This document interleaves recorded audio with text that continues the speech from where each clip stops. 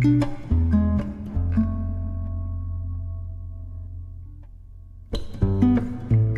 5 years ago to this very day, one of the most polarizing, divisive video games of all time made its way to the PS4, The Last of Us Part 2. As a sequel to one of the most beloved video games ever made a whole 7 years after that game launched back in 2013, it's fair to say that fans were chomping at the bit to get their hands on this one, and there was a lot of pressure to live up to the first game, a game that still to this day many people see as one of the best games ever created. This was one of those rare games that didn't just come as the release of a game, but instead it was a huge moment in the history of pop culture, littered with leaks, controversy, division between fans, and everything from countless awards to death threats aimed at cast members and even their family too. It was a turbulent time for the gaming scene, to say the very least, and honestly, as we've seen with the recent HBO show, that division and turbulence hasn't really gone anywhere. If anything, it is still as prevalent as it was back in 2020.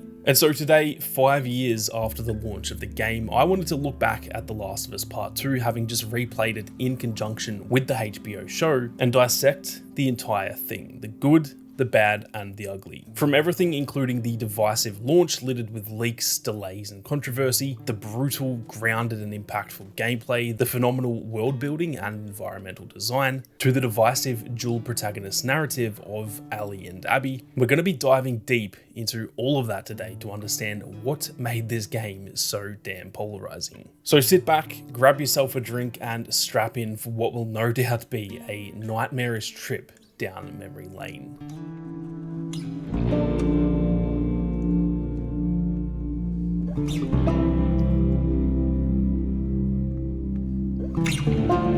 Now, in order to provide context for the rest of the game, I really did think that it was pretty important to include the launch of this game, both the lead up, the actual launch, and the aftermath too, because it wasn't just the game that was filled with controversy. The first official announcement for this game was way back in December of 2016 with this now classic trailer where we first saw a grown-up Ellie playing the guitar surrounded by people she had brutally murdered. From the day this trailer dropped, there was intense speculation among the fanbase about what this game was going to involve, with some absolutely wild theories out there, many of which were way off the mark, while some of these theories were actually not too far from what eventually happened. While the game was initially scheduled for a release date of Feb 21st, 2020, fast forward to October of 2019, and Naughty Dog released a statement saying that they would be delaying the game until May 29th in order to focus on polishing up the game to the typical Naughty Dog standards we'd seen in the past. With one delay already under their belt, not even 6 months later, we were in the midst of a pandemic, and this is where things really started to get turbulent for The Last of Us Part 2. On April 2nd of 2020, the game was once again delayed, this time indefinitely due to the pandemic, and then unfortunately later that month we saw some of the biggest leaks the gaming world had ever seen at that point, with significant gameplay footage, cutscenes, and essentially the entire plot, including the death of Joel, all revealed to the world, whether Naughty Dog liked it or not. In response, Naughty Dog and Sony announced the new and final release date for the game, that being June 19th, and although a lot of us were still very excited for the game, it's fair to say that a lot of the damage had been done at this point when it came to the image of the game, with the leaks getting completely out of hand, often taken out of context and spread all across the internet to further damage the reputation of the highly anticipated sequel. Remembering back to my own experience with the launch, I was full-time on YouTube at that time, and I remember clearing my schedule for the 3 to 4 days after launch in order to pretty much finish it as soon as I possibly could, because having avoided the leaks over those previous 6 weeks, there was no chance I was going to let the game be spoiled for me now that it was finally here. Now, it's fair to say that despite all of the pre-launch drama with delays and leaks and everything in between, the actual launch period for the game was even more controversial. Reviews started coming out from critics, and it was clear right away that this game was rated very highly by those within the gaming industry, averaging out to a whopping 93 on Metacritic from over 100 of the most trusted reviewers in the industry. On the contrary, when it came to user reviews, the game scored terribly across pretty much any site that you look at, whether that is Metacritic, OpenCritic, or IMDb. And this showed the clear frustration, anger even, that players had with the game for a plethora of different reasons. This game wasn't just getting some slightly bad reviews. Almost never do you hear anyone say, yeah, it was alright, I didn't mind it, but it could have been better. It either gets near 10 out of 10 scores, or it gets a score amongst the 4s and the 5s, if not even lower. And this is what I mean when I say that this game is as divisive as we've ever seen in the industry. Opinions on the game are seemingly night and day. You either absolutely love it or you completely despise it, and for some reason there is almost nothing in between. Now, despite the response from the player base, it is abundantly clear that the majority, not all, but the majority of the critiques were to do with the story, whether that be certain narrative decisions, some of the major plot points like Joel dying, even elements like the pacing or the fact that we were forced to play as Abby, Joel's killer, and someone that pretty much all of us hated for almost half of the entire game. There were also some social or cultural areas of the game that seemed to piss a lot of people off, from Ellie and Dina's relationship to Abby being an absolute unit, or even the introduction of Lev, a transgender character, which was no doubt always going to cause a stir, whether it was a good addition to the story or not. But all of those elements aside, the gameplay, the sound design, the environmental design, the graphics, the soundtrack, all of these elements are, at least to me and clearly many other people out there, up there with some of the best games we've ever seen in regards to those elements. And it's clear that those in the industry felt the same way due to what happened during the awards season in 2020. Despite all the controversy, despite all the delays, the leaks, and the very divisive storyline, this game absolutely dominated the award scene like we had never seen before. It won Game of the Year by a pretty clear margin, on top of winning 6 more awards at the Game Awards, from Best Game Direction, Best Narrative, Best Audio Design, Innovation in Accessibility, Best Action Adventure Game, and we even saw Laura Bailey, the incredible actress behind Abby, win the award for Best Performance. It cleaned up at every other awards show that year too, and by the end of the award season it had won over 320 different awards, surpassing the previous record held by The Witcher 3, and it officially became the most awarded game in history despite all of the chaos that led up to launch, at least until Elden Ring took that title away from it in 2022. Whether you love it or hate it, the launch period for this game, all the way from its announcement in 2016, was one of the most turbulent and memorable launches in history, and it's fair to say that the rest of what we'll be getting stuck into throughout this video isn't much different, as the game itself had plenty of turbulence throughout as well.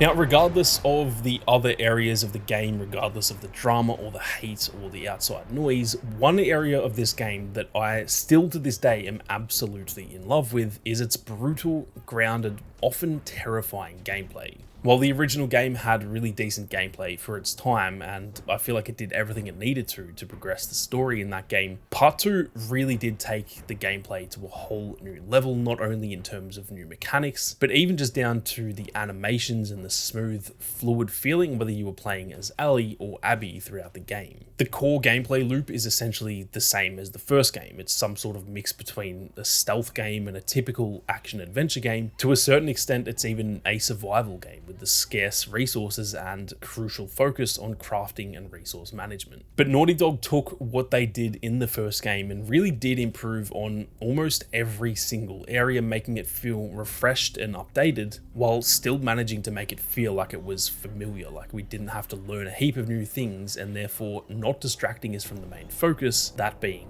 the story. One of the biggest improvements it made was to the immersive elements like the movement, the animations, even the brutality of the game felt far beyond what we experienced in Part 1, where in this game, strangling an enemy would allow you to see just how brutal this world is, the expressions on enemy faces being one where you really did feel like they were fighting for their life and trying everything to stop you from killing them. With that came an improvement to the AI as well, especially on the harder difficulties, where instead of just standing around around or patrolling in the exact same path for hours on end, it felt like enemies were much more natural, and because of that, much less predictable for us as the player, something that at times can be frustrating if it leads to a death. But I think overall it added to the depth of the gameplay, seeing as you couldn't just mentally download their walking patterns and then slip by them without seeing you, at least not as easily anyway. Adding to the immersion, each NPC in this game even has a name that their friends would call them by, and so if you take out a player who later gets spotted, you'll often hear the enemy yell something like, "No, they killed Jason," calling it out to his other friends, who will instantly be on alert and will start scouring the area to find you before you find them. Again though, instead of just randomly walking around the area to find you, they will actually triangulate and strategize amongst themselves, figuring out a rough direction that your arrow must have come from in order to start looking in that direction, or in the worst case scenario, if they have dogs with them, the dogs will even pick up your scent and find you even faster.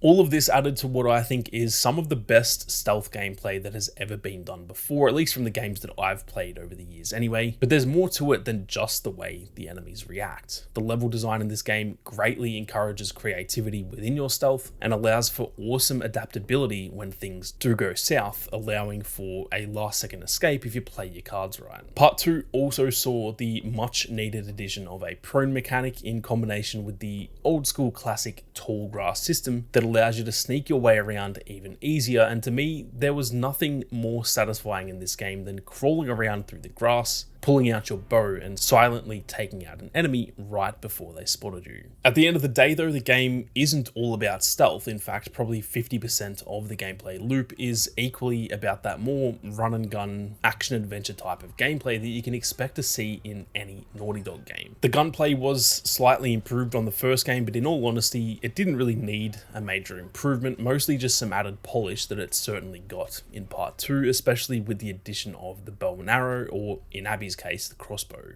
In terms of the hand-to-hand combat though, this saw a pretty massive improvement in my opinion, and while it did control and feel overall fairly similar to the first game, this takes it back once again to the incredible improvement of the animations and the overall brutality that this game showcases. In the first game, melee weapons have equipment durability that sees them break after a few hits, and shivs were a scarcity that essentially needed to be saved for clickers as much as possible. But in part 2, Ellie finally has access to her now classic switchblade, which lacked any form of durability system and instead allowed you to constantly swipe and stab at enemies, mixing in some dodges to avoid incoming damage, and overall it just blended together nicely into what felt like a very satisfying and once again very grounded combat system. While Ellie was definitely elite at those more stealthy elements, only really going loud when things went to shit, Abby on the other hand felt like a one-man army with a bit of a wrecking ball type of playstyle in contrast to Ellie. I won't lie, initially I wasn't that keen on playing Abby, and I'll touch on that a little bit more once we get to the story sections later on, but despite my issues with Abby and the fact that I didn't really want to play as her,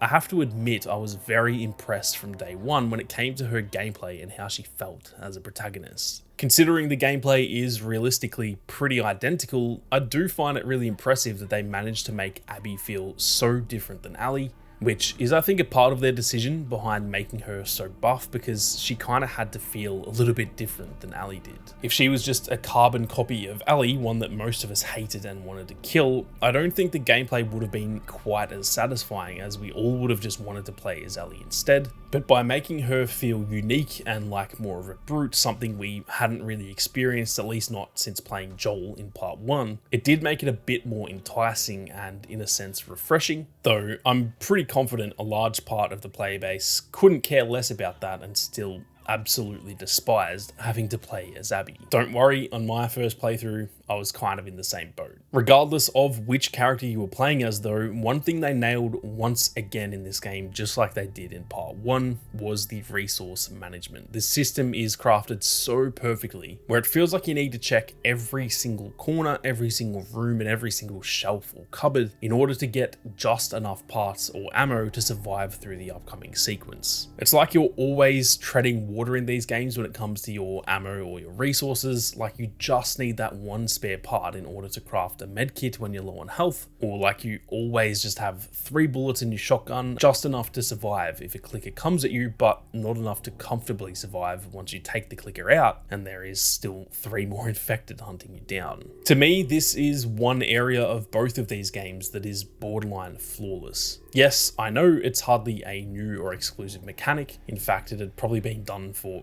15 years before part 1 even came out, but I don't know if I've played too many other games where it feels like you're always just at an uncomfortable level of resources like you are in The Last of Us. I've played these games probably a total of 8 times now across both titles, and honestly, I don't think I can ever remember a single time where I actually felt stocked up on ammo and resources for crafting despite checking essentially every possible area in the game. As much as I love this game, I can understand a lot of people's grievances when it comes to certain narrative decisions or a lot of the other areas that people mention in online debates, but one area that I just refuse to change my stance on is the gameplay side of this game. Whether you love or hate the game, I personally see it as a very hot take to say that it doesn't have some of the most well-crafted, fluid, grounded, and satisfying gameplay that we've seen to date in the industry, and even 5 years later, it feels like it hasn't aged a day when it comes to that area of the game.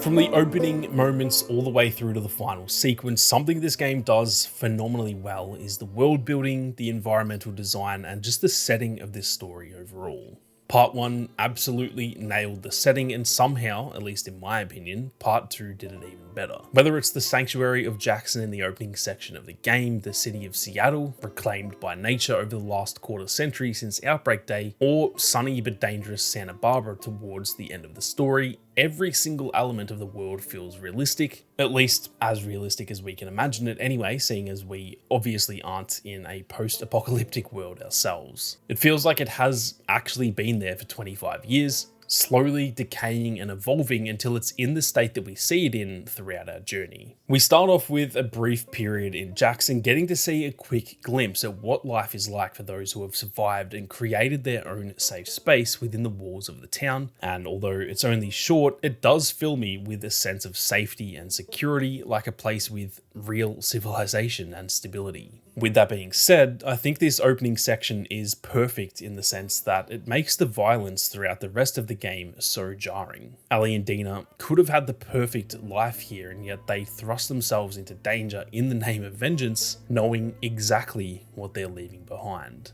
Once they leave Jackson, we spend the vast majority of the game in Seattle, or what used to be Seattle anyway, because at this point, it's mostly rubble, grass, and a whole lot of infected wandering around ready to ruin your day. I still to this day remember arriving in Seattle for that very first time, seeing the overgrown highway full of vehicles, and just knowing that as beautiful as this place looked at the time, it was going to get ugly pretty damn quick. What I love about Seattle in this game is that there's a fantastic mix of play spaces. We arrive early on in very much a sandbox area of the city where you're free to explore the gorgeous overgrown streets with Dina, while in other sections it's a lot more linear. It is very close quarters, it's dark, it's gritty, and it is mostly terrifying. As the storm rolls in throughout the game, progressively getting worse from day 1 through to day 3, the feeling of the city changes entirely. Initially, there's a lot of beauty to it. There's a sense of freedom, and at times it feels like we're just off on some sort of fun adventure with Dina. As the days progress though, we're very quickly reminded of the reason for coming to Seattle, with lots of that beautiful imagery replaced with some truly horrific and disturbing moments that show just how dangerous this city is, and that Ellie and Dina may have just gotten themselves into something far bigger than they ever anticipated. But going back to those earlier moments in Seattle, specifically Seattle Day 1, this to me is where some of my fondest memories of the game lie, in the freedom of exploration this part part of the game gives you. The Last of Us is mostly known for its more linear narrative, but on Seattle Day 1, Naughty Dog really did make some massive strides in allowing us to explore Seattle at our own pace, either sticking with the main path if that's what you choose, or if you're anything like me, going off the beaten path and seeing what the city has to offer. Some of what I see as the most iconic moments in this game, and realistically the entire franchise, are actually missable moments that if you don't take your time to explore the area,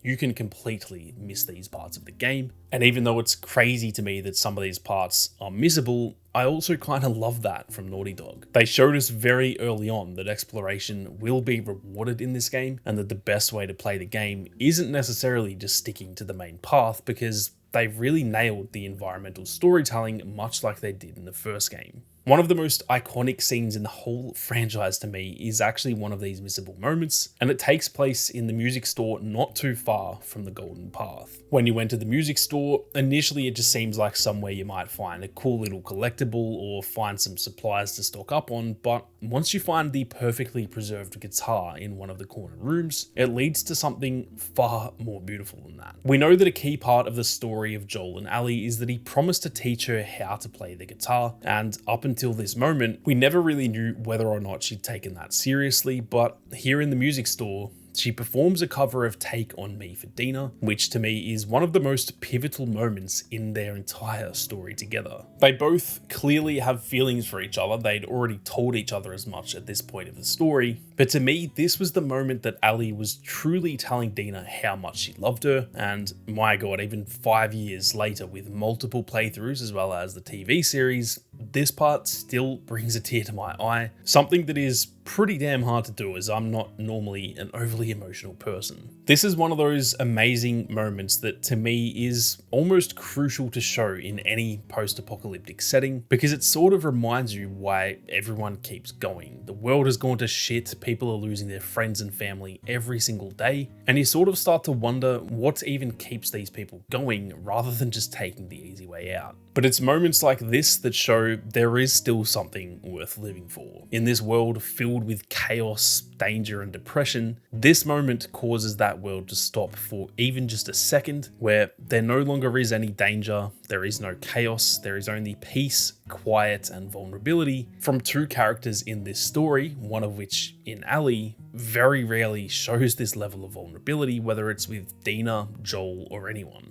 It goes even deeper though than Ellie just playing a song to someone she cares about. Music is the gift that Joel gave her, and even though he isn't really here anymore, in a way he sort of is. Even after he died, he's given her a way to express herself and become vulnerable with someone she loves, which is exactly the type of gift that any father figure would want to pass down to his child. And I think that adds even further to what makes this moment so special, because it's clear that even after he's gone, Joel is having a huge impact on Ellie and those around her. This moment is a perfect example of how Naughty Dog used environmental storytelling to add so much more to the game without really forcing it down our throats. While this moment is slow, emotional, and beautiful, there are other missable sections that are quite the opposite that still add to the world and tell different stories of what happened in Seattle over these last 25 years, making the world feel even more immersive. Not too far from the music store, you can find the bank that has quite a story of its own. Upon your initial investigation, it just seems like another broken down building with some loot and a few clickers, but as you venture further in, we start to see a pretty crazy story of a failed bank robbery that went down on Outbreak Day, where these robbers plan to use the chaos of the outbreak to rob this bank, only for it to go south and for them to become trapped within the bank, either dying of starvation, or some of them even becoming infected and simply wandering around this vault for a quarter of a century. This game really does reward you for finding stories like these, as not only do you get the payoff of seeing this cool little side story, but in this case you also get rewarded with the loot from the dead robbers, including a pump shotgun that is absolutely pivotal to your survival throughout the rest of the game. Something fairly similar happens later on when when we finally get our hands on Ellie's bow, because even though it would have been fine to just have a random bow laying around somewhere for us to pick up, they even went to the trouble of adding a whole backstory about the infected who tries to kill us right before we steal the bow off his corpse. And again, if you're not paying attention, then this could be missed entirely, which doesn't take away at all from the story, but it also just adds so much to the story if you do happen to pay attention to all of these little details. The bow that we use as Ellie belongs to a character who has obviously since become infected, called Boris Legasov. We see breadcrumbs of his story littered around the area right before this moment, where we can see that he was a skilled archer back in the civilized world before the outbreak, who then protected the neighborhood of Hillcrest from the infected with these skills as an archer, becoming somewhat of a local legend. And although I won't explain his whole story for the sake of time, the fact that they go to these lengths just to introduce a new weapon to us as the player, rather than just letting us find it on a dead soldier or something, shows just how much time and effort they put into the environmental storytelling of this game. Everything in this world is there for a reason. Everything is so meticulously thought out by the developers, and it all adds to why this world feels so immersive throughout the entire journey, and why it is, in my opinion, one of the most well-crafted settings in any game I've ever experienced.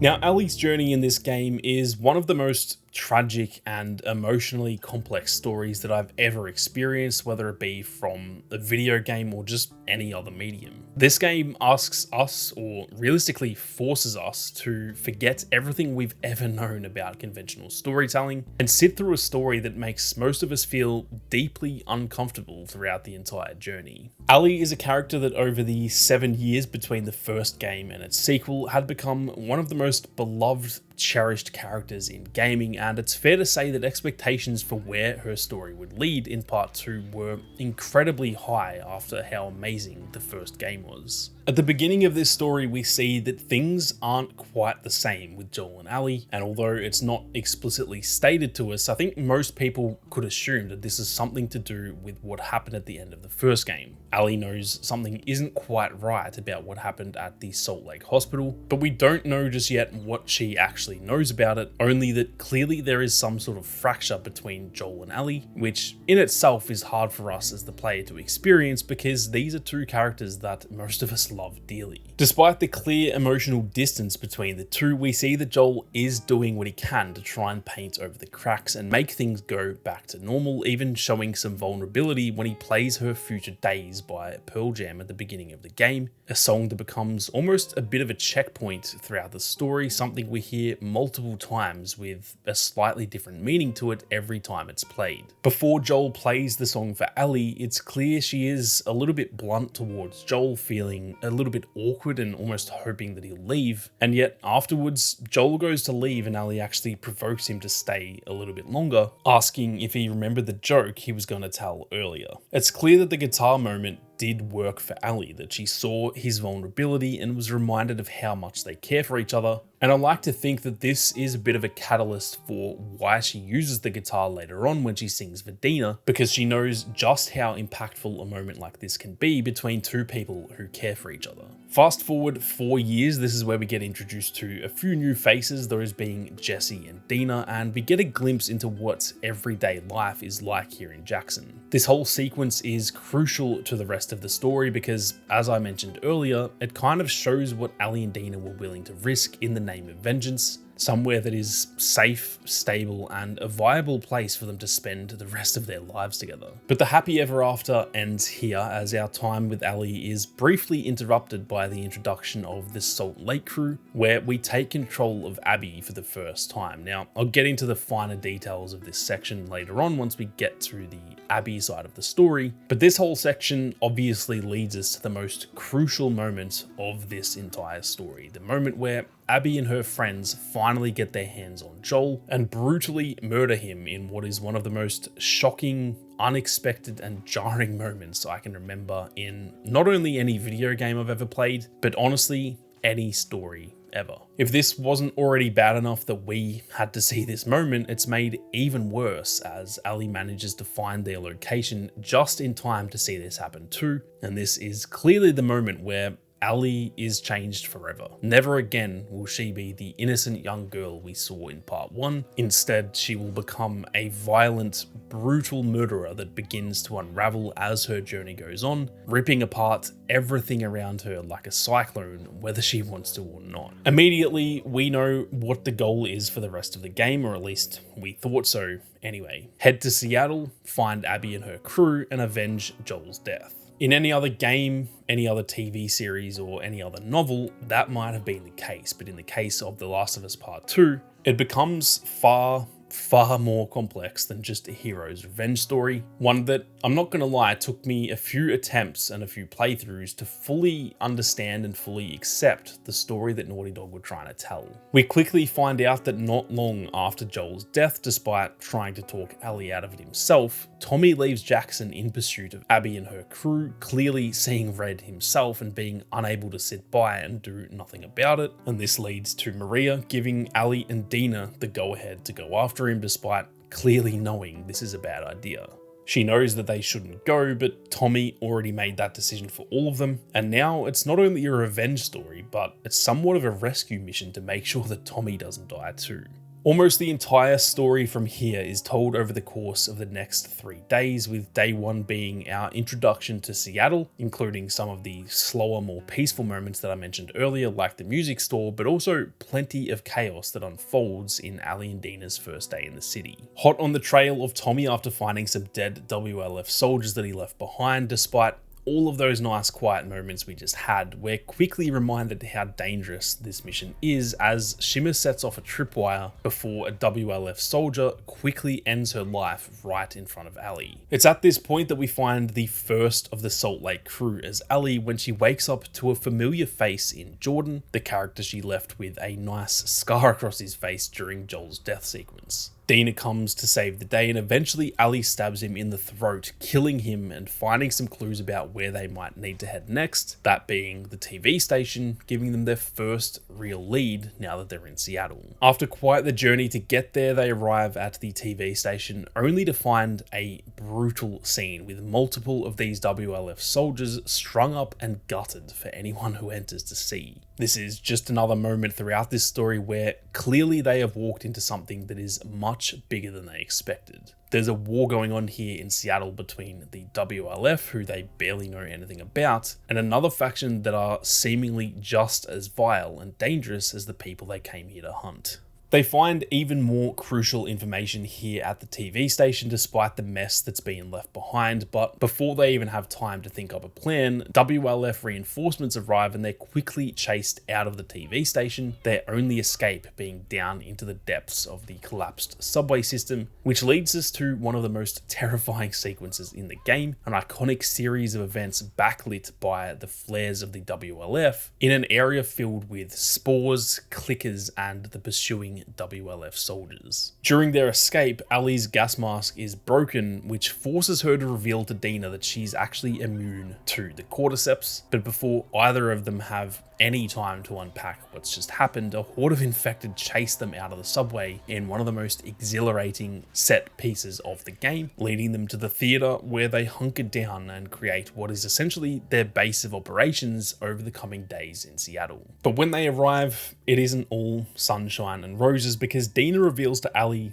that she's pregnant, completely changing their mission because Ellie no longer wants Dina coming along with her and risking not only her life, but the baby's life too. And knowing that the baby is Jesse's, it's clear this moment makes Ellie feel a little bit distant and alone, once again suffocated by the loss of Joel. And then there comes the flashback. After attempting to play future days in the theater, clearly being too painful for her to continue, we get to go back in time 3 years earlier to Ellie's 16th birthday. birthday. Joel takes her outside the walls of Jackson for something that he's been saving for months at this point, that being the Wyoming Museum. Say what you will about Joel, about whether or not he's a bad person for the things that he's done in the past, whether the decision he made at the end of part 1 was the right decision or not. It's obvious that despite any of that, he is a good person deep down and he cares for Ellie as much as he cared for his actual daughter Sarah. This is another example of him being vulnerable with Ellie and showing her that he really does care, that she does still have someone in this world who loves her, and that despite her immunity not bringing meaning to her life like she hoped it would, there is still meaning to her life. She's loved by someone who's willing to do anything and everything to protect her and try his best to give her a happy life. And as a kid, realistically, that's kind of all you can really hope for, especially in a world like this, where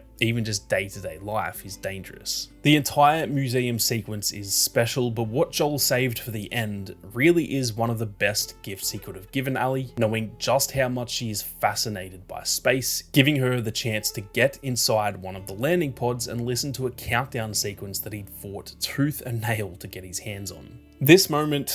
is probably the happiest moment in Ellie's life and could honestly be the same for Joel too. This moment is pure bliss in the middle of a story that is anything but that. This is one of those moments that hits you so hard in the feelings that it sort of stays with you forever, and when you're playing the game, you almost never want this moment to end. Why can't the whole story just be as happy as this moment right here? But even with how joyous this moment is, it doesn't last long, because on their way out, Ellie sees the symbol of the fireflies, and despite all the happy memories Joel just helped her create, experiencing probably the happiest moment of her life so far, this moment shows that no amount of happy moments will let her forget the mystery of what happened in Salt Lake City. It doesn't matter what Joel does. It doesn't matter how much he tries to give her a great life. It doesn't matter how much he tries to pretend it didn't happen. Ellie's curiosity about the events at Salt Lake City are essentially a ticking time bomb that will eventually catch up with both of them no matter what he does to try and delay it. And despite this whole flashback sequence having so many great moments, this final moment is a sour one that only reminds us of Joel's fate. Now, Seattle Day 2 sees Ellie heading out on her own for Hillcrest after her and Dina overheard chatter on the WLF walkies that there was a lone male trespasser who they clearly assume is Tommy, and this leads us to one of the better gameplay sequences the game has to offer, at least from Ellie's perspective anyway, providing an amazing mix of stealth, using our newfound bow to silently take out enemies, as well as plenty of run and gun action too once things go south. The thing is, it wasn't Tommy who was out there on his own. We quickly find out that Jesse has made his way to Seattle as well, after learning that Tommy, Ellie and Dina left in search of Abby, and after a chaotic series of events that sees Ellie and Jesse driving away from the pursuing WLF soldiers in true Naughty Dog fashion, they eventually escape and make their way back to the theatre to link up with Dina and reassess the situation. When they return, Dina attends to Jesse's injuries right away, and it's clear once again that this causes Ellie to feel alone and forgotten about all over again, leading to another Joel flashback. It's obvious that each time Ellie has these sorts of feelings, feeling alone and distant from those around her, she goes back to her comfort place, that being her memories of Joel, regardless of whether those memories are good or bad. Now, this memory she has of Joel is most certainly not her greatest memory. Her ticking time bomb of curiosity is only getting closer and closer to exploding, and we see it starting to surface in this flashback, as this time she openly questions Joel about what's happened in Salt Lake City, only for him to again delay the inevitable and try and sweep everything under the carpet. While she lets him get away with it in the end of this flashback, it is clearly different this time. This time you can tell that she sees through his lies and she knows something is missing in the story that he keeps telling her. Now, while Ellie and Jesse were fighting the WLF in Hillcrest, it turns out that Dina had found some more information on the Salt Lake crew over the radio. And so Ellie leaves Dina and Jesse behind to go and chase after Nora at the hospital, with Dina clearly starting to become slightly frustrated by Ellie's stubbornness and pure obsession with seeing this through despite all that's changed over the last 24 hours. After going through absolute hell to get there on her own, fighting through an entire apartment complex full of the highly intelligent stalkers, making her way out of a sewer system, and then eventually having her first encounter with the Scars in the middle of a forest where they clearly have the advantage, she finally makes her way to the hospital, and there she tracks down Nora and confronts her. Nora makes a quick escape, but eventually it leads to both Ellie and Nora heading down to the lower levels of the hospital, which is completely filled with spores, and as we'll find out later in the story, something far worse than spores. But this moment, to me, this is the turning point for Ellie in her journey. She's already done bad things, she's already shown she is hell-bent on revenge, but this is the moment that she truly starts to become someone else. Now, if you guys can't tell by looking at all the stuff behind me in my office, I'm a huge Star Wars fan. And to me, this moment is eerily similar to the moment in Attack of the Clones when Anakin slaughters the Tusken Raiders for what they did to his mother. While that wasn't the moment that he officially turned, in a way, it was. That was the moment that he set himself on the path to becoming Darth Vader, much the same as this being the moment that Ellie set herself on a path she would never be able to return from, as she brutally beat and tortured Nora to get more information out of her about Abby, albeit almost all of this happened off screen, which I think makes it even more terrifying. This game doesn't shy away from brutality, and yet they didn't even show what Ellie did to Nora, and to me, that led to this moment having so much more weight to it. Something happened to Ellie in that moment, and we see that when she returns to Dina at the theater, she is not who she used to be. She's a broken human being consumed by her quest for revenge. This then leads to another flashback from 2 years earlier, and this one is one of the more important flashbacks we'll see. Ellie's curiosity had taken over at this point, and she traveled all the way back to that hospital in Salt Lake City to see if she could find answers herself. Joel arrives and she gives him an ultimatum, telling him to be honest about what happened here or she would leave Jackson forever, and finally we see him tell the truth. Finally, we see why things were the way that they were between these two at the beginning of the game, why there's such a divide between them, and why Ellie has become so cold towards Joel.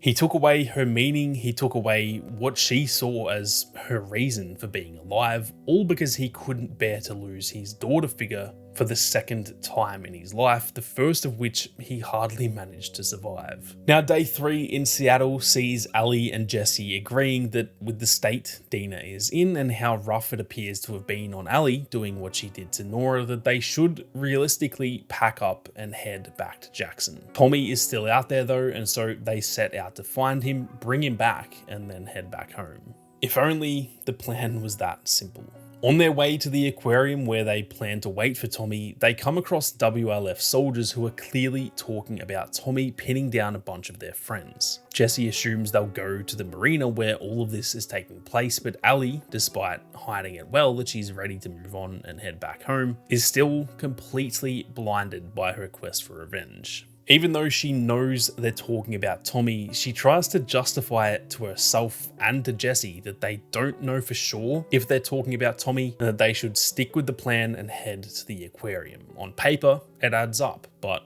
it's pretty obvious to Jesse and to us as the player that Ellie only wants one thing here, and that's Abby's head. Jesse knows nothing he says will change her mind, so they split up, leaving Ellie to break into the aquarium herself in hopes that she can get her revenge on Abby. Only when she arrives, Abby is nowhere to be seen, and this leads to a moment that is somehow even darker than what happened to Nora the day before. After getting inside, Ellie is forced to brutally defend herself from a dog that we later know to be called Alice, and although in this moment it is just self-defense, it's still an incredibly sad moment that becomes about 100 times more depressing later on in the game. She eventually makes her way further into the aquarium, and this is where she stumbles across Owen and Mal. She tries to get info out of them about Abby, but things just don't go to plan, and despite initially wanting to let them live, she kills both of them then and there. With his final breath, Owen tells her that Mal was pregnant, and this is yet another moment that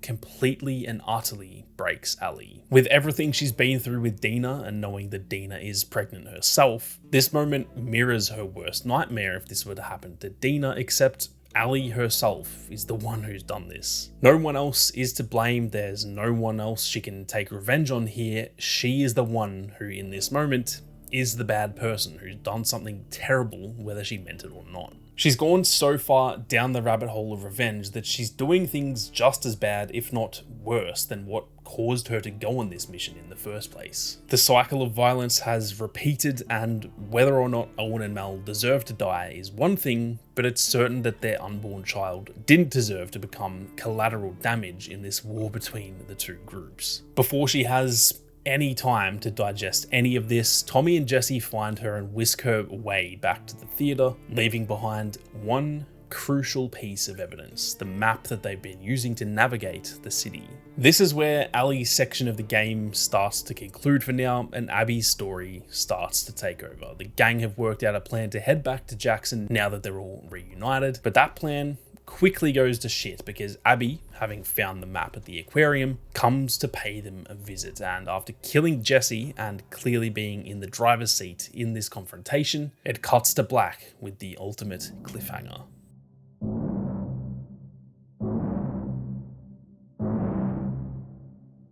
This is where conventional storytelling gets flipped entirely upside down in The Last of Us Part 2. This is where our expectations for the game were completely shattered, where everything we thought we'd been building towards suddenly came crumbling to the ground. Why am I playing as Abby, a character that I despise with every fibre of my being, who just killed one of my favourite characters in video game history at the beginning of this game? That is the question that I know myself and many other players were asking at this point in the story. In one of the boldest, most daring moves in all of video game storytelling, Naughty Dog decided to spend the second half of the game putting us in the shoes of who we assumed, who many people still do assume, is the villain of this story. The thing is, this story doesn't really have a hero and a villain. It has one side of the story and the other, and Abby's story very much mirrors Ellie's, albeit she arrives at her conclusion before Ellie does. If anything, she's one step ahead of Ellie along this path of vengeance. After seeing Ellie's side of the story, we spend the next maybe 7 or 8 hours of playtime seeing the events of Seattle Day 1 through Seattle Day 3 from Abby's side instead. We see what life is like for the WLF holed up in their stadium in Seattle, and although things seem pretty sweet for Abby at first glance, there are some deeper issues that we unravel throughout our playtime with her. As it turns out, what happened with Joel has actually torn the Salt Lake crew apart just as much as it tore the Jackson crew apart. Although Abby thought that killing Joel would bring her peace, like it would be justice for what Joel did to her father at that hospital in Salt Lake City, it doesn't bring her peace at all. It doesn't give her any closure. If anything, it causes her to spiral down her own path of despair, just like it did for Ellie. Abby has clearly distanced herself from the rest of the group since the events in Jackson, and the group have distanced themselves from her and from the WLF too, with Owen even turning on one of their WLF friends, Danny, while on a mission, going AWOL and essentially running away from the WLF due to the guilt of what he's done and what he's been involved in. Now, one thing I will say about Abby's side of the story is that it took me multiple playthroughs over these last few years to fully accept Abby and see her side of the story the way that Naughty Dog intended, and to be honest, that probably says as much about me as it does about the actual story itself. The first time I played this game, although I loved it from the perspective of the gameplay, the setting, the phenomenal soundtrack, and all of those different areas, I won't lie, I could not accept Abby as a character, and I could not accept that she was no different than Ellie. To me, regardless of seeing her own side of the journey, I can't lie to you guys, I still hated her. Over the years now though, with 3 playthroughs under my belt, I've come to see what Naughty Dog were trying to do and the story that they were trying to tell about the fact that in this world there really are no heroes or villains, at least not in the conventional sense anyway. Everyone is trying to survive, everyone is messed up by the state of the world, and realistically, even the characters that we see as the good guys do some pretty bad stuff as well. Now anyway, Owen's decisions surrounding Danny and the scars thrust Abby into her own solo journey, much the same as Ellie, where she tries to sneak out of the WLF camp and try to find her way to Owen in order to figure out just what is going on. It's clear that these two have a very close history with each other, and although things aren't quite the same now as Mel is pregnant with Owen's child, these two clearly still love each other, whether they'd admit that or not. On her journey to the aquarium to find Owen, however, she runs into a huge group of scars, and after putting up a pretty damn good fight, they capture her and take her away. In the sequences leading up to Abby leaving the WLF, we'd been given more context about the scars, otherwise known as the Seraphites, and the war that's going on between them and the WLF within the city of Seattle. While Ellie and Dina had seen remnants of this war on their own journey, we finally saw how deep it ran when we got to play as Abby, and we see the absolute hatred between these two groups of people, with the Seraphites being almost a religious cult more than a group of survivors. This is where the story is once again flipped on its head. After nearly being strung up and disemboweled by the scars, she's inadvertently saved by some new characters to the story, Lev and Yara, who are two young Seraphites on the run from their own people, a story that we learn more about throughout our playtime as Abby. Now, we just spent the previous hour or two fighting these scars and seeing just how deadly and brutal they are, how Abby nearly just got hung by them. So to be put in a situation where we now have to work with these people to survive, it is another example of this story taking a turn and putting us in an uncomfortable situation that we are sort of just forced to deal with. After one of the more intense sections of the game, running pretty much blind through a forest filled with stalkers and having nothing to defend yourself with other than a hammer, Abby eventually gets the two youngsters to safety and then proceeds to make it to the aquarium, where she finds Owen. Now, as much as this game makes us uncomfortable with its themes, this moment is, to me, probably one of the most uncomfortable moments, with the most awkward sex scene you have ever witnessed, where both of these characters know they're doing the wrong thing, seeing as Mel and Owen are now committed to raising their child together, regardless of the feelings that these two have for each other. The next morning, Abby wakes up, and it's clear from the minute that her eyes open, she's filled with dread and guilt about this situation. As much as she does love Owen, she knows it was wrong, and this leads to her directing that guilt towards something else. Rather than trying to make up for the situation she just caused, she decides to go back and save the two scars who she left alone overnight. Just like Ellie's story, we get multiple flashbacks of Abby's past, and in this instance, we see a dream disguised as a flashback, taking her back to the moment she found her dead father in that hospital in Salt Lake City. Yet, when she opens the door this time, it's not the same scene. This time, she sees Lev and Yara hanging in the forest where they saved her, and these dreams she has often show us the state of mind that she's in, this one being important to note as it shows she is concerned that leaving Lev and Yara might have gotten them killed. So day 2 of Abby's story sets us out on a new adventure, one focused on saving Lev and Yara. She returns to where she left them and finds that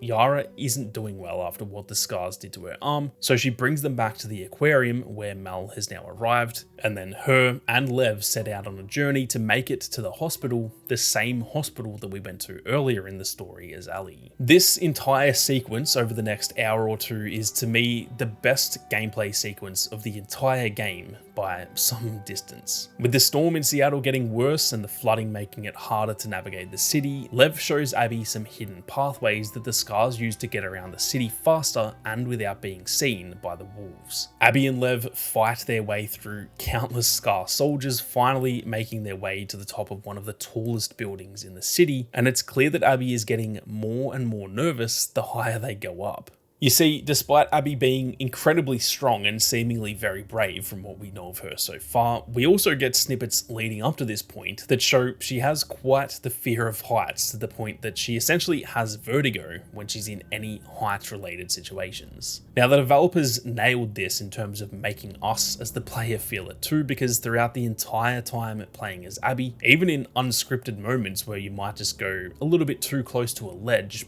hours earlier than this in the story, you you'll notice that the camera starts to zoom out, it starts to wobble and lose a bit of balance, and you even see Abby starting to get nervous through her expressions. So when Lev takes her to the top of a skyscraper and presents her with what the scars refer to as the Sky Bridge, well, you know this is going to get a little bit shaky. Now, to be fair to Abby, she makes it most of the way across the bridge, but the thing is, it is incredibly misty up there and you can hardly see a thing. So for most of this journey, you don't really know how high you are. But once that mist clears and Abby sees just how high she is, well, it doesn't end well, and they both come crashing down to earth, luckily into a pool rather than solid ground, as the story would have been pretty anticlimactic otherwise. But this throws a spanner in the works in regards to Lev's plans of getting to the hospital. They now have to make their way through an incredibly dangerous hotel, one that Lev has no knowledge about, and this results in one of the scariest sections of the game, what I like to refer to as Stalker Hotel. This building is filled to the brim with stalkers, which can be incredibly painful to deal with, and to make things worse, we even have to face clickers and a bloater in here too. It is one of the most memorable sequences of the game for me, mostly due to the fact that I was shitting bricks the whole time on my first playthrough, but it's incredibly well crafted by Naughty Dog to show you just how dangerous this world can be, even for someone as strong as Abby. And the most rewarding part about finishing this sequence is you kind of knew that that was most likely one of, if not the hardest sequence out of the way. So the rest of the story should be pretty chill from here, shouldn't it? Generally, in those really difficult parts of any game, when you finish them, you are almost rewarded with some more chill sections of the game. And so surely in the next 30 or so minutes, nothing more insane than that could happen, could it? They eventually make their way to the hospital. Abby leaves Lev behind because she knows they'd try to kill him, whereas she's a wolf, so she should be fine. But it turns out that is not the case at all. Isaac, the leader of the WLF, tells them that Abby has been able, after sneaking out to find Owen, so they lock her up in the hospital, only for Nora to actually come across Abby, and luckily for her, sets her free so that she can continue on her journey to get medical supplies for Yara. And from here, we head down into the lower levels of the hospital. This whole section is absolutely terrifying, as it is completely dark, filled with spores, and it is essentially ground zero for where the outbreak started in Seattle. This area is essentially the most infected place in the entire city, and unfortunately it is the only place that Abby is going to find what she needs to save Yara back at the aquarium. After eventually finding what she needs, things quickly go south as we are introduced to the absolute abomination that is the Rat King. This thing is essentially some form of mega bloater that has fused together with multiple other infected, including a stalker, and it is something straight out of a nightmare. Down in the basement level of this hospital, there is essentially nowhere to run. We only have a few accessible rooms to navigate, and the thing is that once you deal enough damage to the Rat King, it only gets worse. The absolute sick fucks at Naughty Dog made this thing split into two separate enemies as the stalker breaks free from the rest of the body, and now we're fighting not only the Rat King itself, but his little stalker pal who sneaks away and makes your life miserable while you're trying to kill whatever the hell the Rat King even is. Just when we thought that the hotel sequence was going to be the worst part of the game, this made that look like a tutorial, and honestly, this is a boss fight that I will never forget for the rest of my life. The entire time you are just torn between wanting to run but also wanting to turn around and shoot it, because the quicker you kill this thing, the quicker this is all over. But when you do turn around to shoot it, you're quickly reminded, nope, I think I'm just going to keep running instead. Eventually though, Abby does somehow kill this thing of nightmares along with the stalker and makes her way out of the hospital, back to Lev and back to the aquarium in time to get the supplies to Mal. I mentioned before about the dreams that Abby has throughout her journey, with the one prior being a nightmare, seeing Lev and Yara hanging when she opens that door, but this time, after doing a good deed and risking everything to get those supplies back for Yara, we see her open the door to see her father still alive. This is the happy ending she wishes she got, and it shows that she feels she's making amends for some of the terrible things she's done in her past. Finally, she has a dream that doesn't have her feeling regret, regret and sadness from the minute she wakes up the next day. Now, day 3 from Abby's perspective isn't all sunshine and roses though, as despite the group's plan to head to Santa Barbara and follow the leads about a group of fireflies that are banding back together, Lev has other plans. He runs off to what's referred to as Scar Island, where the majority of the Scars live, in order to save Lev and Yara's mother from the war that's about to break out between the two groups. And this sees Abby and Yara on essentially a wild goose chase to try and save him. On their way to find a boat, we hear gunshots in the distance, and after investigating, Abby runs into her friend Manny, who had the same idea, as the WLF are trying to get boats in order to hit Scar Island with full force. But the two are presented with one little problem. A deadly sniper is stopping them from making it to the marina, and although it's not explicitly said, we know this is Tommy due to seeing these events from Ellie and Jesse's perspective on day 3 of their journey. Abby and Manny eventually make their way to the marina after a deadly sequence where Tommy is pinning us down from long range, and when it looks like they're finally about to get their hands on him, Tommy kills Manny right in front of Abby before the two get into a tussle, with Yara coming out of nowhere to help save Abby as she pushes Tommy into the water, and they quickly make their escape. I have to say, it was awesome to see this whole thing from Abby's perspective and see her realization that this was Joel's brother. It's easy to forget that she'd been AWOL for days and had no idea at this point that Jordan and Nora had already been hunted down, nor did she realize that Ellie was here too and was currently making her way to the aquarium. This is one area where I really did enjoy the game splitting up these perspectives and fleshing out each of the days in Seattle from a bunch of different angles. Now, once Abby and Yara escape on the boat they found at the marina, this results in another amazing gameplay sequence, arriving on Scar Island right as the WLF begin their attack at the hands of Isaac, who's keen to see this war put to bed so the WLF can continue building their civilization back in Seattle. We arrive on the island with Abby, Yara, and eventually Lev once they catch up to him, where we find out that rather than saving his mother, he actually had to kill her in self-defense as she doesn't stand for Lev's new identity and tries to attack him, which we can clearly see has broken Lev into pieces. But they're in danger and they don't have time to mourn the situation. They need to get off the island, get back to the aquarium, and head for Santa Barbara before this war consumes them. It results in a unique situation on Scar Island where all 3 of these characters are wanted by their own groups, as well as obviously being against the other group too. And so realistically, it's Abby, Lev, and Yara against the world, fighting for their life to get off the island. Unfortunately though, they eventually run into a group of wolves who are in the midst of raiding the island, and Yara is unfortunately caught in the crossfire, getting shot right in front of Lev before Abby tries to drag her away to safety, but even more wolves pull up on them, including Isaac. During this confrontation though, when we think Yara is already gone, she saves Abby and Lev, killing Isaac and sacrificing herself in order for them to get away. After what is a brutal section of the game where we see the two desperately fighting their way off the now burning island due to the WLF attacks, they eventually manage to find their way to the dock,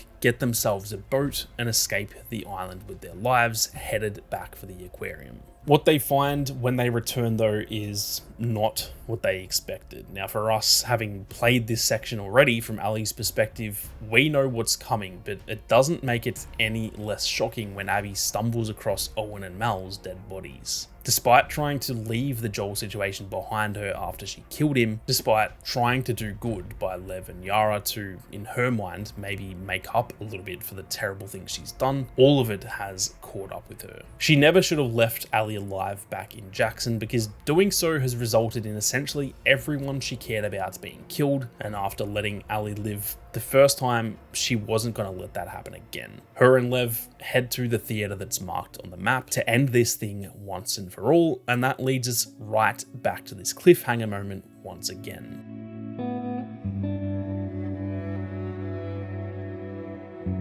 The conclusion to this story is probably the main reason why it's so divisive, because it really does go against almost everything we know about conventional storytelling, completely disregarding our expectations and ending in a way that I know myself I didn't really understand or appreciate the first time that I played it. This theatre sequence leads to Abby seemingly killing Tommy not long after she killed Jesse, and Ellie makes a run for it. It puts us in such an uncomfortable situation, pitting us, the player, as Abby against Ellie, where in this moment, Ellie is the villain, our beloved character, someone we spent the first half of the game playing as, and the second half of the game wanting to get back to her story. She is now the villain that we, as Abby, are hunting. The two tussle it out in the back room of the theatre, and this sequence shows us just how dangerous and scary Ellie actually is when we see her from the other person's perspective. Obviously, we are usually the ones playing as Ellie, and so we never really realize this, but when you see Ellie hunting around this dark room with a shotgun while us playing as Abby, the bigger and stronger character of the two,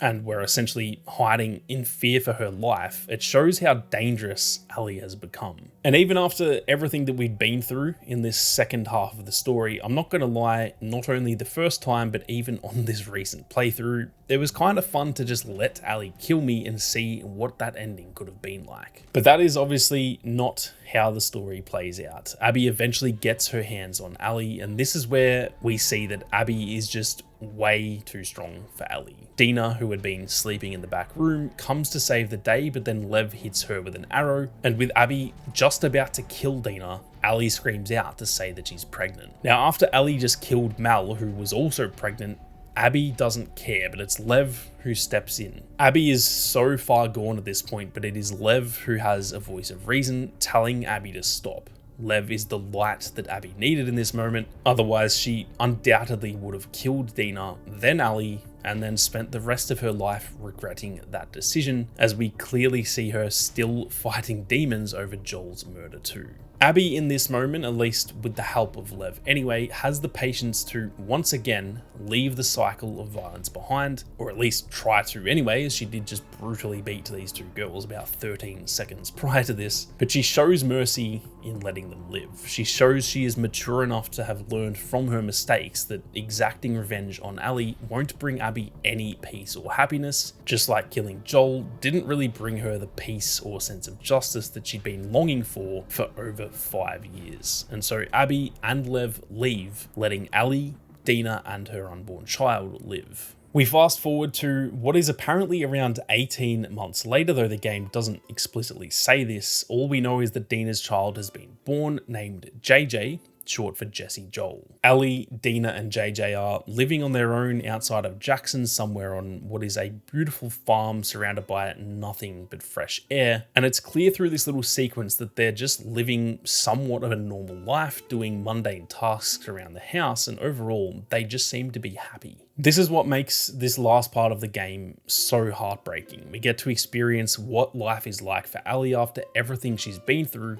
and she honestly has it pretty damn good, especially considering the state of the world. She's living with the woman she loves, they have a kid in a nice place, they even have sheep like Joel said he wanted in the first game. And yet when Tommy comes to visit, who might I add, we assumed died earlier in that theatre because he was shot in the head, he clearly hasn't let all of this go like Dina has. After the revelation that he's still alive, albeit now blinded in one eye and needing a walking stick to get around, he has some information on Abby that he needs to tell Ellie about. The worst part about this is that it works. Although she dismisses him at first and he leaves angrily, assuming she won't chase after Abby, the seed has been planted, and from here, there's nothing that can stop it from growing. To me, this is one of the most misunderstood moments in the game, judging by what I've read online over the years since this game has come out. So many people, and don't get me wrong, I'm including myself in this, constantly ask the question, why would Ellie ever consider leaving what she has with Dina to go and find Abby? The thing is, that's a great question.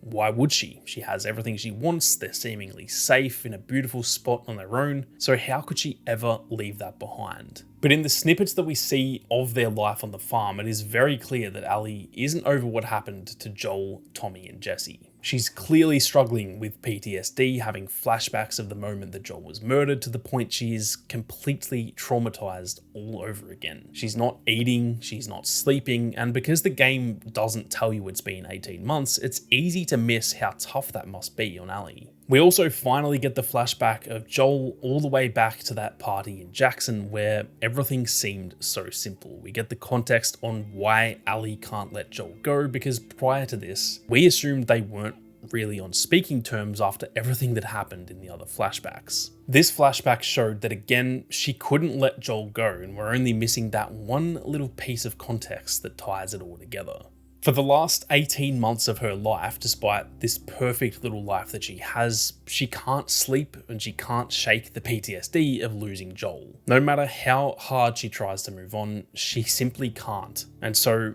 when Tommy presents her with the information about Abby, she sees this as her ticket out of that struggle. Go and deal with Abby and I can finally have some peace. If only it were that simple. To me, this is one of the most heartbreaking moments in this game, seeing Dina tell her that if she leaves to chase after Abby again, she is done. Dina is pouring her heart out to Ellie here, and yet you can even see it in Ellie's eyes that emotionally she just isn't there. Her eyes are reminiscent of a shark in this moment. Lifeless, no emotion, just a pair of eyes that see red and know nothing else than the fact it needs to kill in order to survive. When a shark sees prey, nothing is going to stop it from eating, and that's what it feels like when we see Ellie here. She might be listening to Dina in this moment, but she doesn't hear a word. Abby has consumed her mind all over again, and this time it's gonna cost her everything she loves. And so this brings us to Santa Barbara for what is essentially the final sequence of the game. Ellie makes her way through the area with what little information she has, coming across countless infected along the way and an even more dangerous group, a new faction called the Rattlers, who are essentially the Santa Barbara version of the WLF.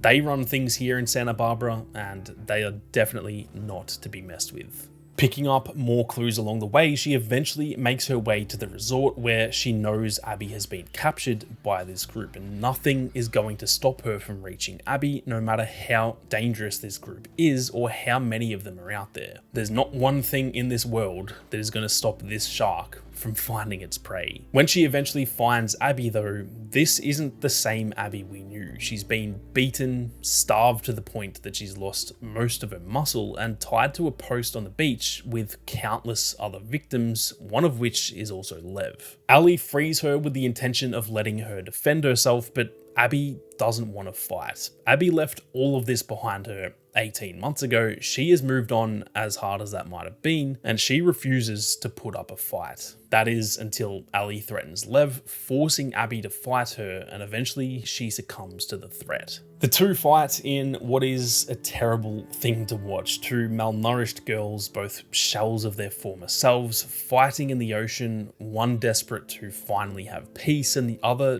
desperate to just save her friend. With the state Abby is in, it was always clear that Ellie was going to win this fight, and she does, albeit Abby takes two fingers in the process. But that's when she has another flashback right before she manages to kill Abby. Just a simple, brief view of Joel sitting on the porch with his guitar without any real context to that scene at all, and she just can't go through with it. She lets Abby live and says something that I think has a bit more meaning than I understood it to have the first time I played. When she lets Abby live, she says to Abby, "Go, just take him," and my assumption at first was that she was talking about Lev. My assumption now, after this recent playthrough, is that she wasn't talking about Lev, she was actually talking about Joel. She's accepting the fact that Abby did what she did, and that she has to just accept the fact he's gone now, that Abby took him, and no matter how many people she kills, nothing will change that. She's accepting that Joel is gone, and that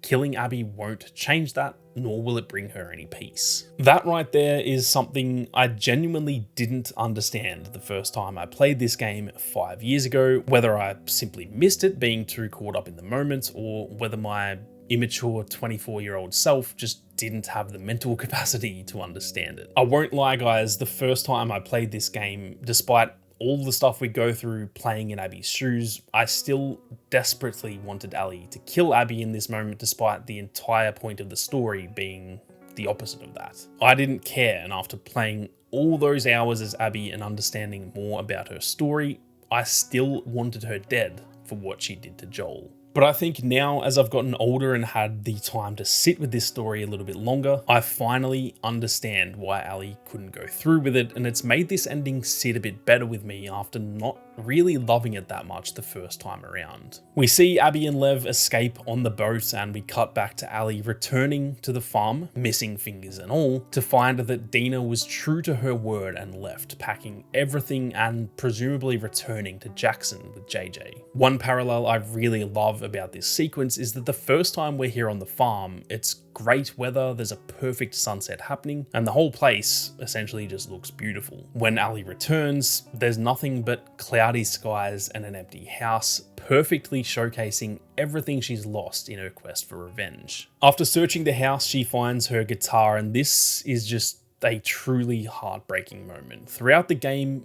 we see her play Future Days as almost her comfort song to remind her of Joel, but when she tries to play it here, she can't. Losing 2 fingers in the fight with Abby means she can no longer play the guitar, the one thing Joel left behind, his gift to her that lasted even after he died. It helped her show her vulnerability with Dina, it helped her feel safe during hard times, and now, when all is said and done, her obsession with Abby has cost her everything, even the ability to simply play the guitar like Joel showed her. This leads us to the final flashback of Joel that same night in Jackson where the party scene occurred. This flashback finally fills in the context surrounding their relationship and how Ellie had eventually come to understand why Joel did what he did. What Joel did was a terrible thing, and she feels robbed of a life of meaning where she potentially could have been a part of creating a cure and saving countless lives, if not saving the world, but she sees now that Joel loved her too much to lose her. Despite how devastated she clearly is, he says that if he had another chance at that moment, he would do it all over again. Finally, this moment is when she saw it all from Joel's perspective rather than her own. He loved her so much that he was willing to risk all of humanity just to save her life, whether or not that was the right decision, and finally, at least to some extent, she understood. All she'd ever wanted was for her life to mean something, and now she realized it did. She was loved by someone as if she was his own daughter, and she meant more to Joel than anything else in the world, and I think that finally showed her that her life did have meaning. She says, "I don't think I can ever forgive you for this, but I'd like to try," and this shows why she was so hell-bent on avenging Joel. After all they'd been through over the last 5 years, she finally felt as though they were on the path to fixing their relationship, only for that to be taken away from her the very next day. She felt like she had finally understood her meaning, and the very next day, Abby took that away from her all over again.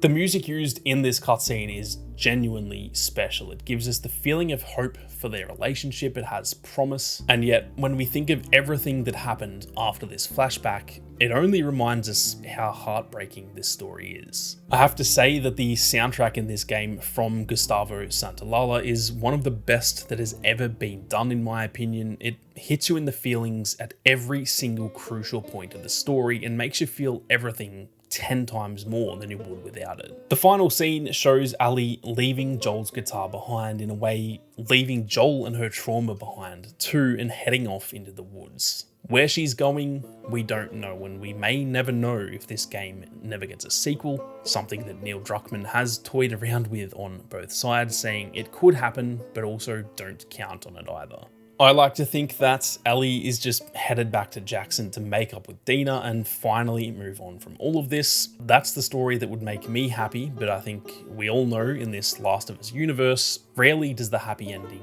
actually happen. Only time will tell if we ever get that conclusion, but at least in my headcanon for now, that's where I'd like to think that this story ends. Maybe that is just me being incredibly naive. I said it earlier, but this game is one of the most emotionally complex, intentionally uncomfortable, and overall devastating stories that I've ever experienced. It focuses on the cycle of violence and what that can do to those it consumes, that those who get stuck in that cycle of violence sometimes have to lose everything they love in order to realize that revenge won't bring them any peace. The ending of this game will forever go down as one of the most controversial, divisive pieces of media that exists across any medium, and we've even seen with the HBO show that it isn't really being received any differently, whether it's in the game or on TV. This story is inherently polarizing due to the narrative decisions Naughty Dog made, and although I really do understand a lot of people's grievances with it, like I said, I've had my own over the years too, I've come to love this story regardless of how depressing and uncomfortable it is every single time I play it. For those of you still watching all the way through to the end, I just wanted to say a massive thank you for all the support, and if you guys did enjoy this video, please do consider hitting that subscribe button. There is plenty more content like this just on the way. Some games that I've got lined up are Ghost of Tsushima, potentially Hades, and even Cyberpunk 2077. With this being such a divisive game, I'm also very keen to hear all of your thoughts down in the comments section. This is a discussion that I don't think I'll ever get bored of having with a game as complex as this one, so if you've made it this far, I'd love it if you could leave your thoughts on The Last of Us Part 2 down in the comments section, and let's all, civilly might I add, get the conversation going down below. But that's it for today, guys. Thank you all very much for watching. You guys have a great day, and I'll catch you all in the next one.